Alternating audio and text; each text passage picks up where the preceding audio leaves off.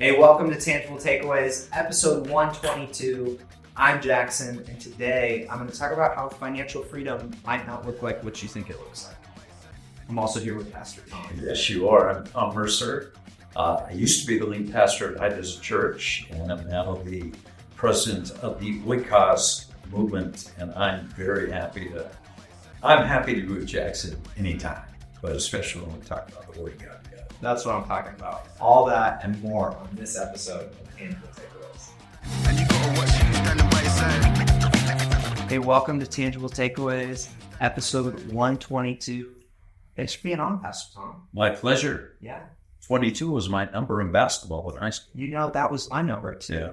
Was it really? He was, yeah. I wanted to, but the players who were much better than me wanted to. So I ended up with, why not just outlet? Well, everybody was better than me, so I don't know why I fell to the end of the line, but this could be a very special episode of Tangible Takeaways. It's a special number. If for no other reason. Two special guys. Special-ish.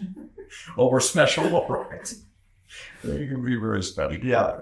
Well, I thank you for just taking the time and for you being with us this weekend. We're so encouraged to hear you talk through the parable of the guy who wants to build bigger barns, and it's kind of just talking to himself. I loved just I had never really caught that in the text. I thought that was such a powerful observation. He's just in a conversation with himself.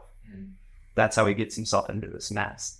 And in such, I think for people who, there's probably people watching who, and they know Pastor Tom at HTC for years. Yeah. And there's other people that this is new to them, even though you were here for 38 years leading our church. And they might not know just how much of a wheelhouse topic this is for you. I think for people who've been long-time HTC people, they're like, oh, Tom and finances. This is going to come up, and he's going to do a really good job, a confident job of kind of conveying what God's word says. But I think that this is an area that you see a lot of pastors and Bible teachers feel really kind of squeamish about or uncomfortable getting into. I think because they're nervous to come across as though they want your money and they don't want to kind of create conflict there. I don't know. There could be a lot of different reasons as to why they feel uncomfortable with it, but it's one that you taught on very passionately, very clearly, and we've been blessed because of it. But I kind of wanted to even start before we got into the parable as to why, when it comes to financial stewardship, that is such a kind of wheelhouse topic for you. That's a very good question. Over the years, you become more confident in what works. And about this topic and just learning the truth about what the Bible says really works well for people. But I do think trust is the issue. Maybe why it has become a wheelhouse topic can be connected to the 38 years. Yeah. That over time, people come to finally understand that you're not in it for yourself as a pastor or even in it for your church. You're really in it for them. Yeah. And that's the approach the Bible takes when we can do it carefully. It's not about raising money as if God needed money. He owns everything already, as we said on the weekend again. But we need to give. The message has been the same over the years, over the 38 years. Sometimes the church has been in a great position financially. I teach the same message. Yeah. Sometimes the church has been in an okay position financially. And, then we got these voices that are thinking, oh no, we got to do something. And I've always been blessed with the gift of faith as a leader. So I was one of the last ones to ever panic. But then there are times that, I was even a little bit fearful because the church was in a poor position financially. And we didn't know if we're going to have to cut back. We're going to have to let staff go. We're going to have to, whatever. Yeah. But the message that I would teach on this subject never waver, because it's just the truth. And, people should never give a tithe based on the financial position of their local church. The tithe is our responsibility to give. Period. Yeah. We talked on the weekend, bringing the white people to the table and having the conversation. And responsibility has been the lost voice in most Christian families when it comes to finances and how we spend our money. And Christians just don't feel responsible to be obedient in this area. Now, they will be critical. We will be critical. All kinds of other mistakes that people make. But for some reason, because it's money, it's just disappeared. We have a hard time really engaging that topic. And there have been, I think, with the rise of media asks for money, and some of those are really caricatures of the Christian faith. I mean, they're ridiculous. Yeah. Guys ask for. I remember when I was a little older than you, just came to the church as the senior pastor back in 1984, and there was a real high-profile Christian leader who made a very public comment that if the church doesn't cough up $5 million, God told me he's going to take me home. Essentially putting the burden on his audience, whether he lives or dies. And there will be divine retribution if the people didn't get it. Well, you look at that and you think, how ridiculous. And then they become jokes, around the table, and jokes, around the water cooler for so many people who are out there in the world, in the marketplace, just having conversations about these very public asks. And the church kind of became known for greed, our own greed. We just want people's money. We want to fleece the flock, as they say. Yeah. Never had that opinion. And whenever we taught on money, it wasn't because the church needed it, or it wasn't because, certainly never because the kingdom of God needed it. And what I would always say is, if Jesus is the head of the church will never need financial support. So when people say, I don't give because the church doesn't need it, I say, you should never give because the church needs it. Yeah. You give because you need to do it as a responsible Christian. And it's all part of our growth. It's all part of our personal growth, when we're willing to let go of even that 10%. We're so tight-fisted, generally. And we tend to be self-centered people because of our fallen nature. And when you start the conversation by letting go of 10% to your local church, which is 10% to the Lord, then it's everything else becomes easier. And I said on the weekend in multiple services, I'm not sure what I said at any given service, so people watching this may say, I got to be like that. But I said it at least one of the services that, just when you let go of, when you are responsible, you let go of that 10%. The rest of the discussion about need and about desire and about prudence all becomes so much easier. It becomes an easy conversation. Yeah. Now, back to your question specifically. I'm sorry, I was rambling, but I have the gift of ramble. It's right between service and helps for scripted talk. When you ask, historically, it became a strength of ours to teach this topic unashamedly without feeling like, people will think ill of me. Yeah. The first time, and I was a little reticent at first when I first became pastor of the church, and so I was a few years in. But by then, the church has come to trust me to a significant degree. Yeah. Now, when you consider the pastors lead pastors generally have a shelf life at a particular location of only a few years. Yeah. They never are able to develop a level of trust. So when they talk about things as personal as money, people give them the benefit of the doubt that they really aren't in it for themselves. But, I'm just, Pastor Tom, young Pastor Tom. I was a little bit hesitant, how are they going to take it? So we finally came up, I remember it was Living Trust was the name of the series. And it was through 3 parts, I think. And I taught on 3 parts. People, not everybody, but a certain number of people said, okay, I'm going to start typing. Jack said, I got so many notes and letters about 6 months later saying, Pastor Tom, we didn't realize how magical just being responsible financially to the Lord is. And how, you talk about that need piece and that desire piece, that prudence piece, how are you going to come up with that? It's so funny how when you're responsible, go back to Malachi 3, that's when God opens his floodgates. Yeah. And now, the generosity comes out of the desire voice, at the table, to harken back to the message of the week. Now, instead of having X, to figure out, what am I going to do? I really want to take a vacation. I want to help, a particular mission organization. Or I want to help our friends who are struggling financially.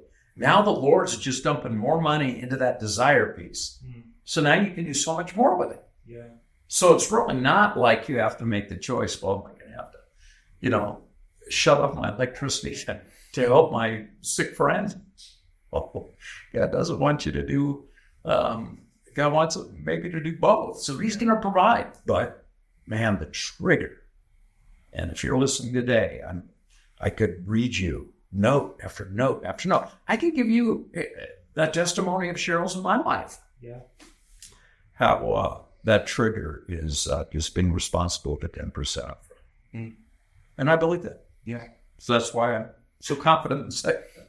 Yeah. But the church family, over the years, just kind of grew. People got to the point where they recognized the Pastor Tom's not a selfish dude. Yeah. Yeah. I hope they recognize that.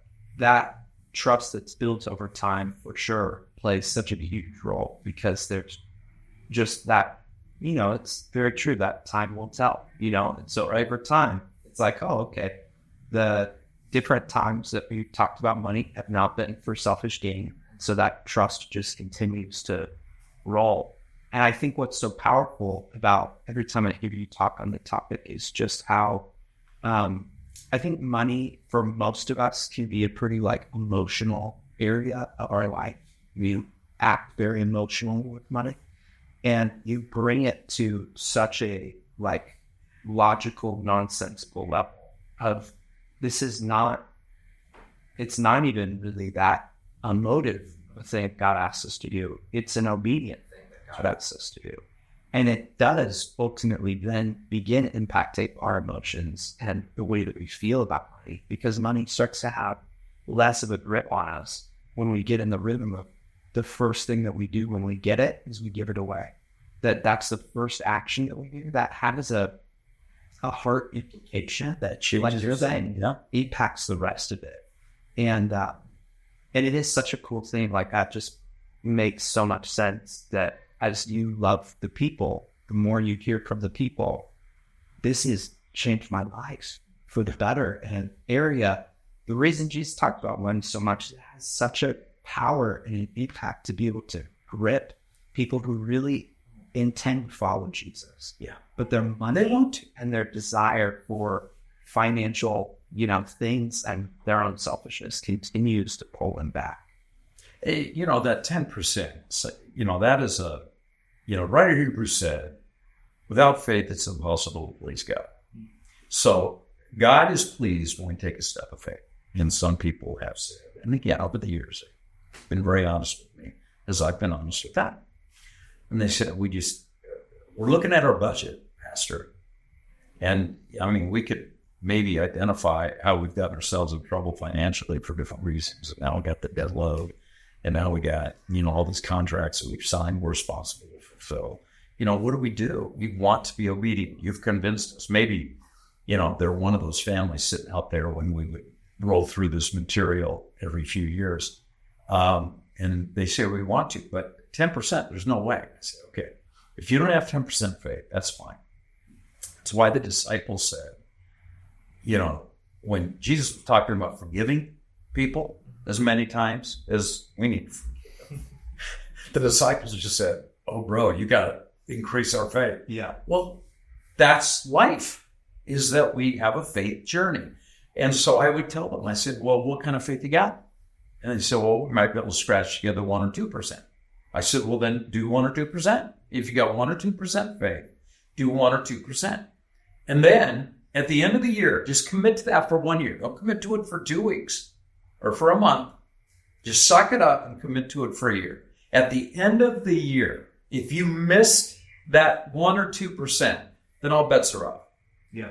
You'd be the first one I've ever met, but all bets are off. You go back to doing whatever you're doing. Yeah. You can now think to yourself, what's a better plan?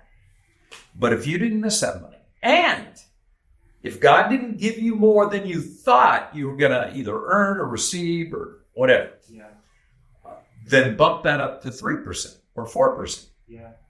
And then the next year, if, at the end of the year, evaluate again. And then just gradually, incrementally get up to that 10%, because that's the obedience part. Yeah. Malachi said, bring the whole tithe. That's 10%. That is a 10% number. And I have had, and again, I don't want to exaggerate. I'll just say I probably had, 30 or 40 families with a note that said, okay, we took the challenge. We tested the Lord in this, which he tells you to do. Yeah. We tested him with 1%, with 2%. The first year, it was so miraculous. It was so transformational for our finances. We just went straight to 10 the second year. And they said, we never look back. In fact, many of them said, we're up to 15, 20, 30% tithe. Wow. Because now the other piece of want, that desire piece, we have so much more to use it now. Yeah. So anyway, all I'm saying is that just get in the game. Yeah. I mean, you can say, I can't afford 10% till the cows come home. Yeah. And you never will be able to afford 10%. And can I keep talking about? Yeah. Can I ramble a little more? It's always got to be the first 10%. The first 10% is not just the 10%, but the fact that it's first is such a statement to what's the most important thing in your life. And when you do put him first in everything, then God will just bless you so much. And people will give. I'm sorry, this is not even funny, but it's so hilarious to me. They'll dedicate their children to God. They'll dedicate themselves to God. They'll ask to come over and dedicate their house to God. Yeah. But their money, not going to dedicate that to God. And I'm saying, so talk to me a little bit about what's more important, your children or your money. You'll give your children to the Lord, but you'll hold on to your money. Give it all to the Lord, every part of your life. Yeah.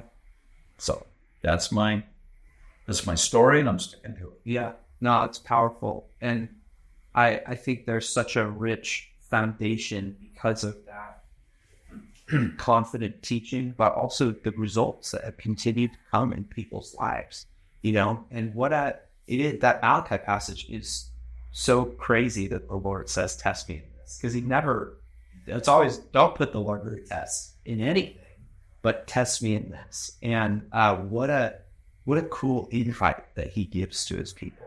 Like, I want you to, in being obedient here, I want you to test my faithfulness, and you're going to see the way that I am faithful.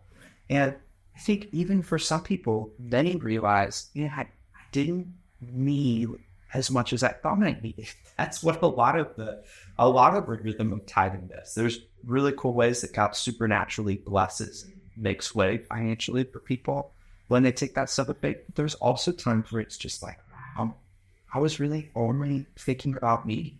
This has got me to stop only thinking about me. Right. And it's opened the door to, wow, maybe I don't need that much. And there's this freedom that comes with that. Like, sometimes financial freedom isn't having more financial income. Sometimes financial freedom is, I'm good. Yeah. I'm content. Like, there's power in that. I don't need more, because advertising and marketing runs off of your impression of your life being that you need more. And that's what pulls us in, and is the kind of soft spot in so many people's lives, that there are a bunch of forces in the world that want to prey on that soft spot of I need more. But when that rhythm of tithing gets you to the point, it's like, I'm okay. That leaves you in a very powerful position, because you're content. Yeah. And you're also rich. Yeah. I mean, I know I'm not talking to everyone when I say that, but I'm talking to 99% of the people in the world, and certainly a higher percentage of the people listening to this, watching that. But if you make, and I don't know the specific metrics anymore, I wasn't part of the message this weekend, but when I teach on that in the past, I'd actually look up the the current numbers and statistics, and that if you're, back then it was you're making like $40,000 or $50,000 a year pre-tax. You're in the top 1% wage earners in the world. Yeah. So that's impressive, because when I tell anybody at High District Church or anybody watching this, you're wealthy, they don't know wealthy. Yeah. Well, wealthy is a relative number, but you realize you're in the top 99 percentile of the world's wealthiest people, don't you? And they're shocked by that. Yeah. It's true, though. Yeah. And God has given all of us more than we need. And I do want to put this caveat out there, and I regret this because people may claim this when it's not necessarily true for them. But I believe that God calls some people to poverty. In fact, some of the church fathers call that a spiritual gift, the gift of poverty. Yeah. Where God, for whatever reason, has decided that he's going to elevate you in his kingdom based on what you always need. Yeah. You're never going to have anything. But generally speaking, and I would say that this is the overwhelming percentage of people that are more normative in terms of how God uses their lives, is this attitude of being satisfied with what you have. But until you're able to look at your expenses and recognize, I don't need this stuff to spend the money on. Yes. Just do the list. Just look at the list. Cheryl and I have a list of our expenditures, and we're very careful about tracking it all. And because our income is low, especially now, as I'm going to be 70 at the end of this year, I'm going to start collecting Social Security. Pretty excited about that. But, we're going to be on limited income more than ever. And the older you get, the less you can make because the less you can work. Yeah. So we're careful about our expenses. But God has always been so faithful. And we look at our lives, we look at, what we have rather than what we don't have. Mm-hmm. Just look at what you have and what God has given you, like right now. Forget that God opens the floodgates and pours out so much blessing. You can't even hold on to it. It's so big. Set that aside. Just look at what you got right now. Yeah. How much more God has provided than you actually need. Yeah. It's a significant number. Yeah. There's like a ancient Jewish prayer called the Dayenu, which is like a God, you overdid it today. Yeah. That's prayed at the end of every day. Wow. And it's and it goes from things as simple as, Lord, I had enough food today, and that would have been enough, but the food tasted amazing. Right? And I got to eat the food with family, and we're healthy. And as you just start going down a list, you have overdone it. Like enough food for today we could have stopped there. But as you just keep going, because there is so much that we just skip right over the surface, we take for granted, don't even think twice about, in really not being thankful for God's faithfulness and his consistency in our life daily. It's something you become really thankful for when you start to have like a chronic health problem or chronic pain where you're like, and I never appreciated that things just worked in my body. That there was just like, and then when you lose a loved one, and I never really fully appreciated that I just had that, right? You start going down that list. It's such a cool rhythm of prayer to end the day, to say, God, you have just outdone yourself today. Who does that all the time? What you are grateful for versus what you feel you're entitled to. Mm-hmm. And what you're grateful for is what you have.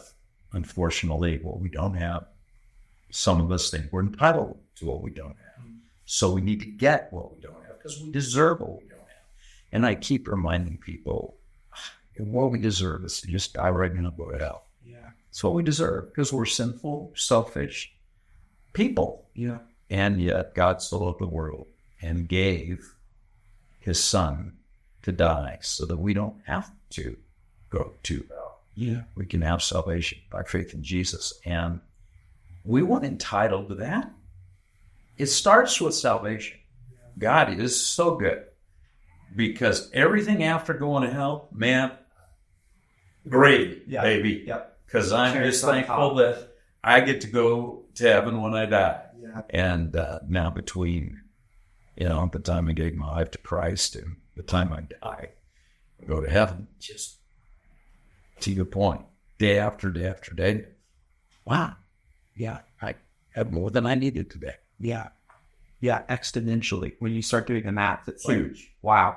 Yes. When you talk about, when you really strip it down to what I need versus what my day consisted of, wow, Lord, I'm thankful. And gratitude is every time you write a check, you're sending a thank you. I thank I thank the Southwest Gas every month Yes. because Thank you. I got dry clothes. Yeah. Thank you. I would have not known the first thing about running my own gas lines into my home to fuel my dryer, my clothes dryer. Thank you for that. Yeah. In fact, when I bought the dryer, I wrote a thank you check to the appliance store. Yeah. I said, I can't put a dryer together. What am I supposed to do? Yeah. But you guys made it possible for me to be able to have this appliance. And I signed that thank you note. Yeah. I send thank you notes constantly to our kids, one of our grandkids, Rylan, she's graduating. I write a thank you note to her. Yeah. This says, thanks for just being a great granddaughter, being a great example to all of our other younger granddaughters. Yeah. Some of are so high for them spiritually, and your love for Jesus. And, whenever I write a check for a birthday or special day, thanks for being such a great kid. On Mother's Day, thanks for being such a great mom and grandmother and wife, to our family. We depend on you. Thank you, thank you, thank you. And I can get, I can be a little bit, let's put it this way, I'm not cheap. Yeah. Because I just appreciate these people. Yeah.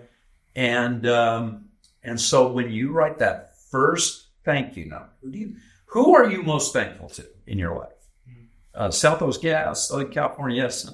Your mortgage company. I mean, all these things. Mortgage company's another one. That's a big thank you. Yeah. Because, man, I got a roof over my head tonight. Yeah. And I didn't have the money. When we bought this place, I didn't have the money to do this. Yeah. You made it possible for me. Thank you. Yeah. Or write that thank you note. But who are you more thankful for or to than anybody? Well, I'm mostly thankful to God. Well, then write that thank you note first. Mm. And what God says is, I want you to give that to your local church. One guy put it this way. You pay your bills where you can get your groceries. And it's just amazing to me. One of the things I did as pastor, I actually think, our current lead pastor, your Pops, he's such a wonderful pastor. And his philosophy, I don't know what it is, but I assume it's so. I don't really want to know who gives. I don't want to know. And I made it very clear early on, I want to treat everybody like they're being responsible Christians financially to the church. I don't know if I would be carnal enough to show favoritism, but I didn't want to test myself. The option. Yeah, I just wanted to, when I greeted somebody, I just wanted to know, man, they're all in with me and the mission of this church. But, so I didn't know any names. I just knew numbers. And I knew the incredibly large percentage of people, of attenders who did not say thank you to the Lord by directing money to their local church. And I would assume, because it was such a large percentage, they're coming every week. They're benefiting from all of the ministries that are provided, and there's no sense of responsibility. I don't know. Maybe you let this out. Maybe this is a little too harsh. I just don't get that. Yeah. I don't get that. Who doesn't cut you off when you're not responsible to say thank you in a financial way? Gas company, they'll cut off your gas. Electric company, they'll cut off your electricity. Mortgage company, you're out. Yeah. Eventually. Yeah. A little bit. You got a little bit longer in California, but you could milk that thing for a long time. All I'm saying is that everybody's going to say enough's enough. God doesn't do that. And neither does a church. Yeah. You keep coming. We love you. But at some point, come on. And yeah, that's the beautiful thing about it, is the heart behind it is that because all the stuff we could do if you started giving, it's bad for you that you're not giving. It's bad for your discipleship to Jesus that you're not giving. And so we want you to look more like Jesus. We want you to give more of your life over to Jesus. Clearly, his authority and rule and reign in your life has not penetrated to your finances. Yeah. And we want that for you because that's where freedom is. That's where joy is. That's where peace is, which those are three things that I think everybody wants in their financial situation. You find that in surrendering your finances to Jesus by giving him what comes in first, instead of holding out and trying to just accumulate enough. Yeah. Because like you so wisely put this weekend, enough is such a moving target. And that element of greed that you talked about this weekend, you mentioned it's very hard to evict greed once it's come into your life. I loved it. It was such a powerful illustration. You equated it to a thief in your home, right? It's much easier to guard against a thief in your home, but once a thief's in your home, hard to get him out.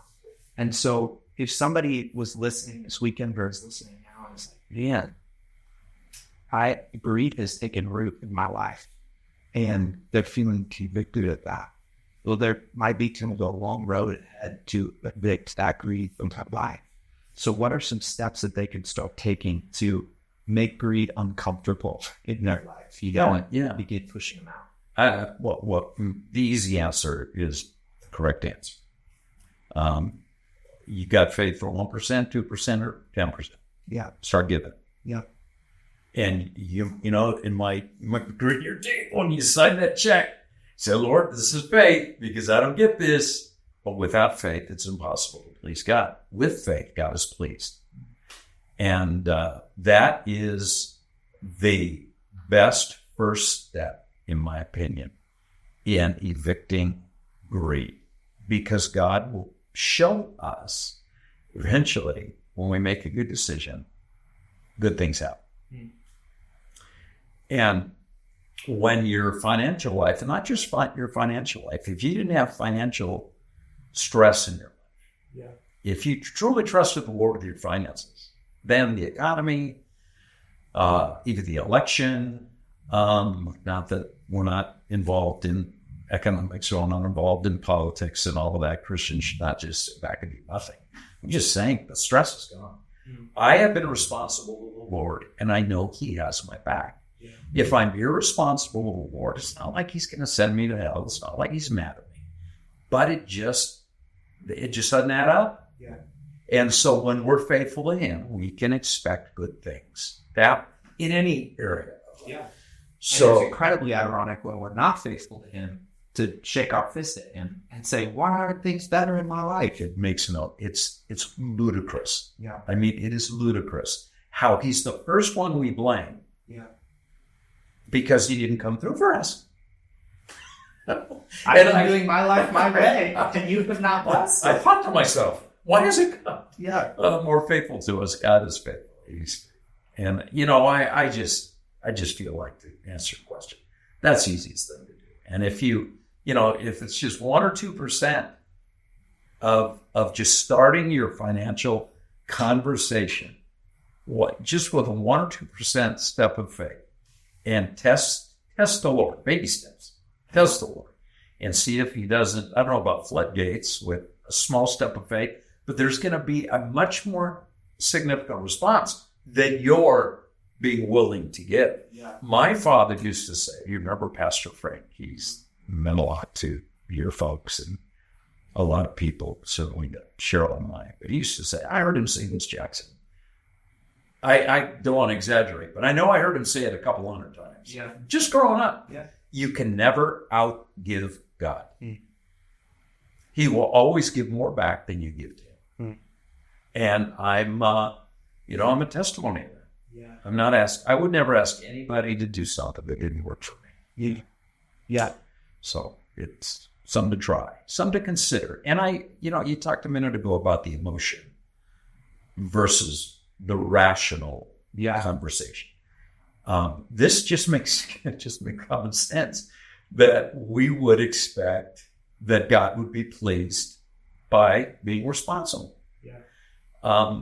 But the fear that we have is always going to be there. Even now, there are times I wonder, how are we going to make all the financial pieces work? Mm-hmm. But when you're obedient, when your will overrides your emotion, then you got something. Yeah. And God felt for you. Yeah. And it is so much harder, I think, that people realize, to live our lives connected to our deepest desires. Yeah. Our life is so easily hijacked by surface desires, things that we can please instantly and momentarily. It takes discipline and intentionality to say, well, what I most want to do with my life is to please God and do life with Him. Well, then I'm going to have to make intentional decisions of self-sacrifice to get in touch with my deepest desire in life. Otherwise, my life is going to continue to be hijacked by, well, that sounds really good right now. And so I'll just do that then instead, because at least I can get a little bit of satisfaction there. When I know that the long-term satisfaction, the deepest satisfaction, comes from connecting with my deepest desire, which is to honor God and to do life with Him. But that takes some intentionality, some intentional steps. And if somebody is in touch with that, I loved kind of your just breakdown in the table of how the kind of finances break down. If they've got 10 to prudence and 10 to responsibility and 50 to need, and they're left over with that extra 30 in desire. Well, that was, as I loved that you hit on this, because sometimes people think, well, I'm generous. I tie to my church. It's like, you're just obedient. We're not into the realm of generosity yet. And so it's really with that 30% left over. It's like, okay, now we've got an opportunity to be generous. Yeah. People might have heard back this weekend and they're like, so all my fun money's gone? Like, I'm not doing vacations anymore. Like, what am I doing? And that's certainly not what we're saying. But how do you kind of encourage people to balance that 30% getting spent on me versus getting spent on being generous? How do you exercise discernment in that area? Well, initially, it's the same answer as the responsibility with the tithe. Initially, it's still a fear-provoking step of faith. And you get that 30%, and you look at your list of expenditures, and you recognize, man, all of our money's coming to us for our desires. Yeah. Let's take a little piece and let's send it somewhere just to be generous. Yeah. Let's send it to a needy member of our own house that's struggling for some reason. Let's send it to you could send more to HDC. You could send some to, I lead nonprofits, so I hesitate to say this, be self-serving. But you could send a little bit to the Old movement or another gospel elevating ministry. Yeah. You can do that just a little bit and then just sit back, make a commitment for 12 months to do that. Yeah. And you say, well, I'd have to maybe reduce our cable bill. Okay. That'd probably be good for you at a lot of levels. Yeah. Or maybe I, can't afford to go to Starbucks as often and have to make my own iced tea. So which I do. Did I ever tell you what? I have my own brew. It's like a custom. And most of it's pretty cheap. And then I add a little bit of stuff here at places like Starbucks. Yeah, that'd be another podcast. I take a pot of tea with you. Pastor Tom's iced tea. I'm kind of a snob when it comes to it, and that might be the largest podcast audience we ever had. Yeah, it might be. But it might be you just gotta not, cut your Starbucks runs in half. Yeah. The Starbucks runs that you take every day that you eat, every day. Okay. Well, let's take half of them. Yeah. And let's push those, and then just watch, Jackson. Just commit to that for 6 months, 9 months, 12 months, whatever, and just sit back and watch and see what the Lord does. And then if you're, all stressed out at the end of the year because you didn't get all the Starbucks you needed, then I would say, wow, it didn't work for you. I've never met anybody like that before in my life. Yeah. Or the thousands of people you'd fall into the same camp of saying, it's kind of weird. Not only did I get my Starbucks money back, but I was able to triple the gift of generosity. I mean, that Malachi 3 passage is as part of the Bible. Yeah. So when I teach that, I think it's true. And and I love the way it reads. You bring the whole tithe and then just see. If I don't, I love that. Yeah. Just sit back and see what happens. So that'd be my advice. Yeah. It reminds me of, in some ways, of Jesus' parable of the persistent widow, where he's like, I'd love for you to bother. Like, if you just start, like, bothering me with your prayers, that'd be awesome. And it's just such an audacious request. And similarly for this, where it's like, would you just give me the whole tithe and just watch what I do? Because that's what I think we miss about God in this conversation with money, is he is so eager to bless his kids. Like any dad is. Yeah. Like, that's just, anybody who has a child, you are eager to bless that child, to provide for them, and then being obedient creates a way and a path for you to pour blessing onto their body. Yeah. It's when they're disobedient, it's like we gotta have different conversations. And they're not the conversations that the father wants to be having.